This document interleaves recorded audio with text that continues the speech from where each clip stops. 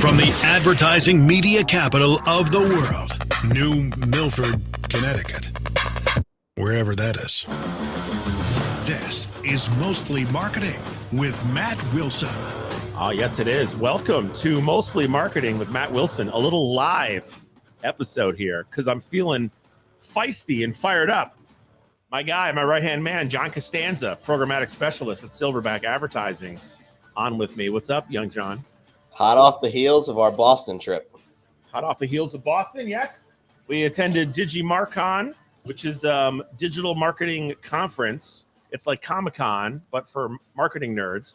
You can see here, I have my certificate of attendance. I was there and I got learned on things. John, show everybody your certificate.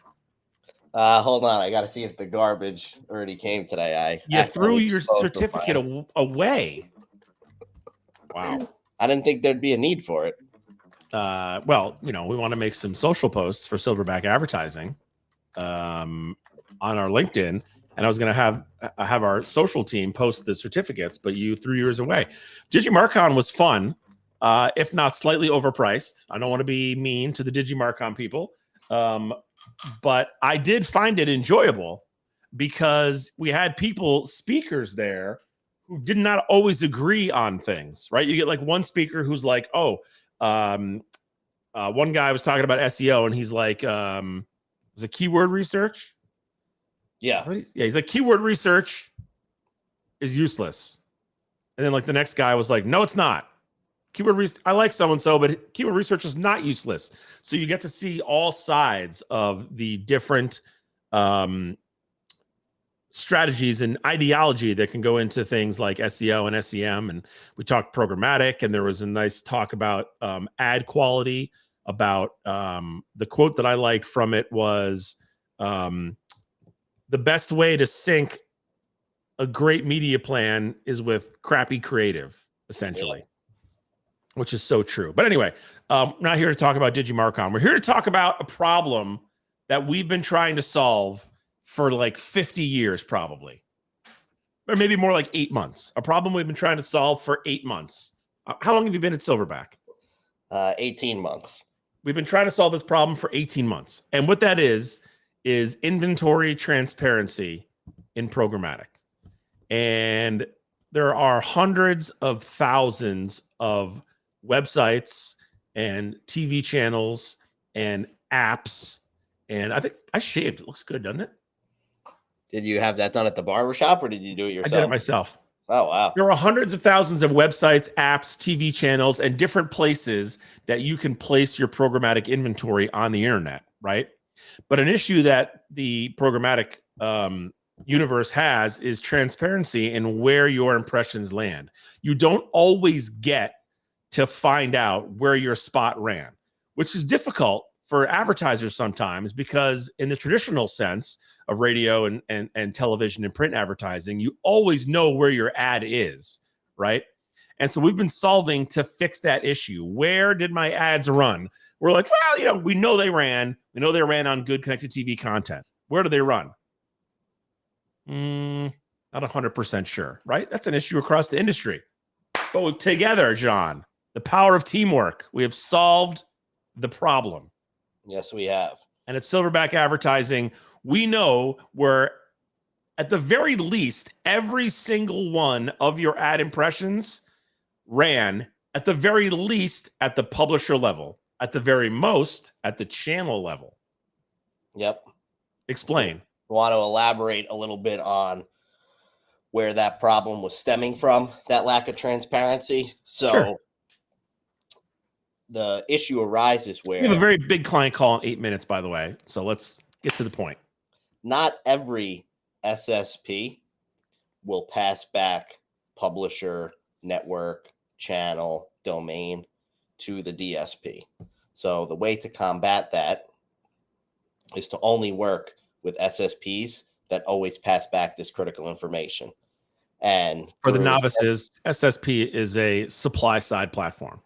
Yep. Okay. And the way we combated this through many months of research and demos and talking with different people is with our great friends and partners at Beachfront. So shout out Tom at Beachfront. If you're listening right now, hope you're not, hope you're tuna fishing on your boat, but they have a product there called Beachfront Select. So Beachfront is a sell side platform that allows you to curate your own media packages. And Beachfront has a relationship with all of their SSPs that always passes back publisher at minimum, and very often also passes back channel, genre, and network. That's good. I like that in the bottom. Hashtag not an ad. So now, like Matt said, at minimum, we always have publisher, but very often, more than 50% of the time, we also know the network, channel, and genre.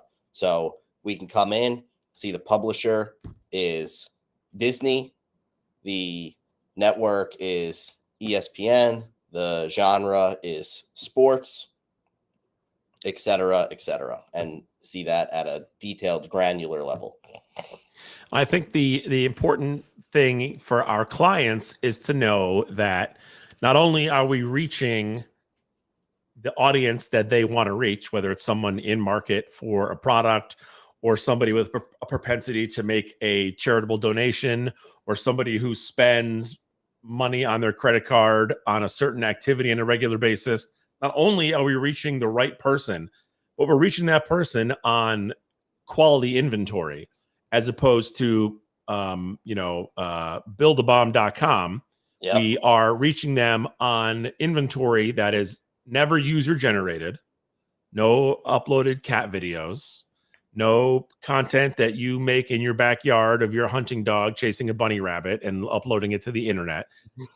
Like good quality content. And the sidebar to that is good quality content is not always content that you are familiar with, right? John and I have been having this discussion since the beginning of time when we met, having this discussion. We're super fun guys, by the way. Have this discussion on a regular basis about what is good content. And the discussion we had yesterday, and we have to go to this client call in a minute, but the discussion we had yesterday was if you're advertising your Ram 2500 for your dealership and you want to sell that to a customer, and John and I are both in market for that customer. John may be on a website called duckblindmossyoak.com because he likes to hunt ducks, right? Is that a thing? Well, for the listeners, Matt is butchering the brand Mossy Oak and then also just adding other words after it. Whatever. mossyoak.com, but he likes to add things to it. But the point is, I own the Chrysler Dodge Jeep Ram dealership. I've never heard of duckblindmossyoak.com/org. And I say, I don't want to be on that website. I've never heard of it. But that doesn't mean because you've never heard of it, that it's not a website that your customer who's in market for your vehicle may not have been on. I used to like NASCAR, so I used to go to jski.com all the time. John Costanza's never heard of jski.com. If John owns a dealership, he might say, oh, I don't want to be on that website. That's not a known website. That's not true. I used to go to that site all the time, and I'm in the market for a Ram 2500. So yes, we will have, and this problem solves the prime inventory and the transparency of that inventory, but also important to remember, the internet is filled with hundreds of thousands of websites and TV stations, and you haven't heard of all of them. Give the FinViz example from yesterday before we wrap up. So we were going through our inventory report for a client. A site popped up that had a couple of thousand impressions called finviz.com. I had never heard of it. Put it right into my browser, www.finviz.com. Go to the site. It's an investing site. All graphs, stock tickers, stuff that's way over Matt and I's heads. First ad that pops up, Brunt Footwear, the exact pair of boots that I just bought 3 days ago. I had never heard of the website, never been on it in my life, and the targeting was absolutely perfect down to the exact model of boots that I actually purchased. So we can get into a whole discussion on once someone converts, you shouldn't show them ads, but that's a whole nother can of worms for another day. The point is, never heard of the website, and the targeting was spot on. So problem solved. All the inventory at Silverback Advertising is transparent. You will see at the very least the publisher that ran your advertising, trusted publishers. And then the second part of it is be open-minded to inventory that you may not have heard of.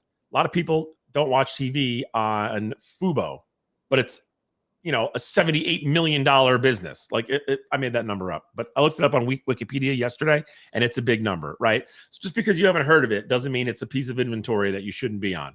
Correct. And we have curated this inventory with our friends at Beachfront to make sure that all of our clients are running on high quality inventory, and then we're showing you where it ran.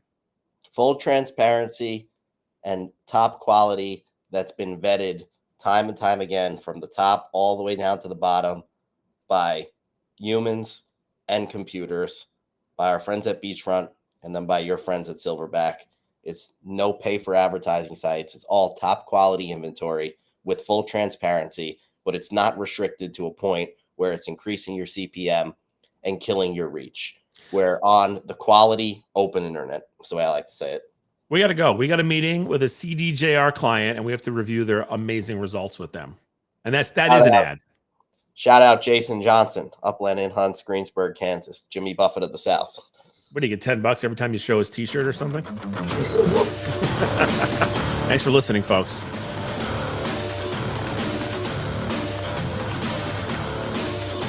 Mostly Automotive Marketing with Matt Wilson is brought to you by...